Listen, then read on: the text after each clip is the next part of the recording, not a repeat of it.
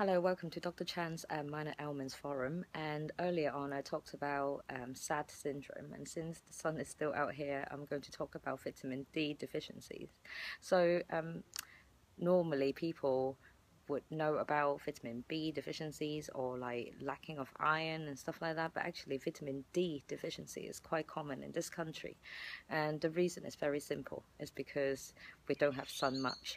The way that we get our vitamin D is via skin contact with the sunlight, but we're talking about direct sunlight contact. So if you're sitting behind a window, although you feel the warmth, but you won't get as much vitamin D because it's via UVB light. So as you know, in this winter, from probably October to April, we don't get much sun. But saying that, today is April and we've got quite a lot of sun. So I'm sitting out here having my vitamin D therapy. Now, so let's go back a little bit just to talk about how does vitamin D deficiency manifest, because if you don't know how you would feel lacking of vitamin D, then you don't know when to attend the surgery to seek advice, really. So generally speaking, as I said earlier on, vitamin D is absorbed through the sunlight via the skin. So in the situation, for example, in England, you don't get much sun, or if you're the kind of person that who stay indoor all the time, or you've got some sort of chronic disease like kidney problem, then you don't absorb the vitamin D, or actually leaking vitamin Ds, then you might get into trouble. Now it depends on the age group.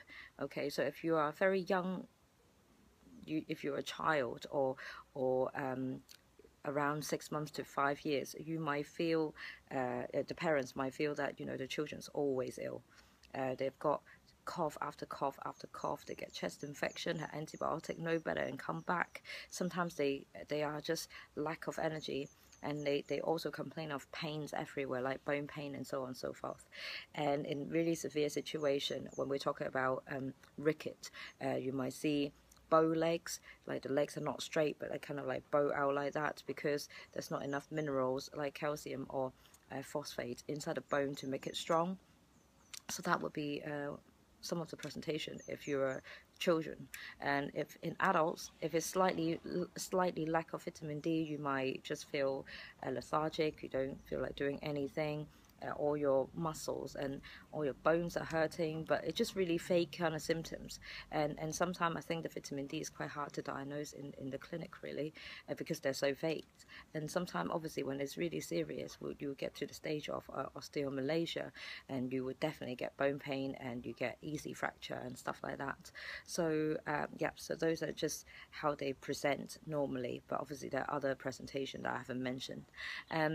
So let's talk about treatment option.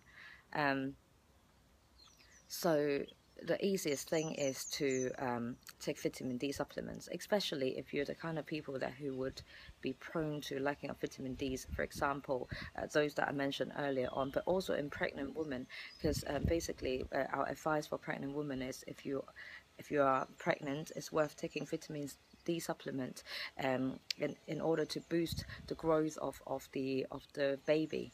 And especially if you're breastfeeding as well, because if you are lacking of vitamin D and you're breastfeeding, so the baby wouldn't absorb the nutrient that they should be absorbing as well, and they can be affected.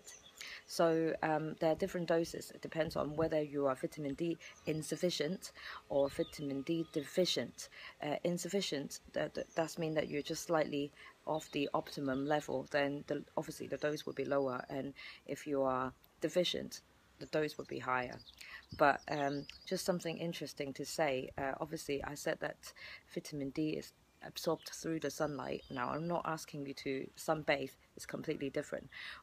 You would absorb vitamin D just going out, even though you're wearing normal top covering your arms, but if your face is exposed to the sun or your hands are exposed to the sun, you will absorb vitamin D.